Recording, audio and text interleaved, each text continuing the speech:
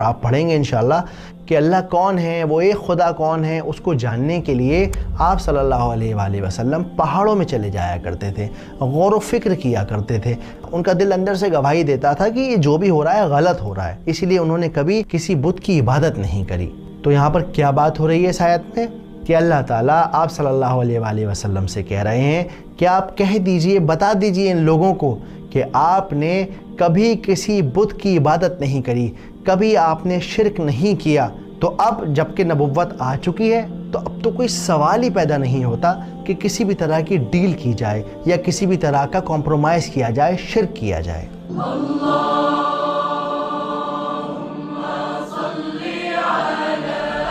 پانچویں آیت وَلَا أَنْتُمْ عَابِدُونَ مَا أَعْبُدُ، اور نہ ہی تم کبھی اس کی عبادت کرو گے جس کی عبادت میں کرتا ہوں۔ اب یہاں پر آپ لوگوں کو لگ رہا ہوگا کہ کیا یار بار بار ایک ہی بات ہو رہی ہے، میں نہیں کرتا تم نہیں کرتے، تم نہیں کرو گے میں نہیں کروں گا، بار بار بار بار بار بار ایک ہی بات کو دہرایا جا رہا ہے۔ تو اب یہاں پر جو بات دہرائی جا رہی ہے وہ اللہ کی ناراضگی کا، ان کے غصے کا اظہار ہے۔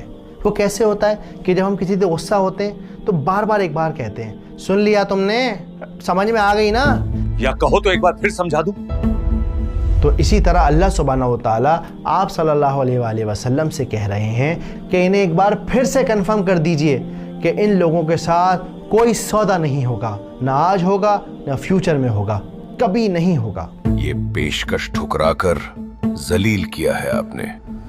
آیت نمبر 6 آخری آیت لکم دینکم ولی دین، تمہارا دین تمہارے لیے اور میرا دین میرے لیے۔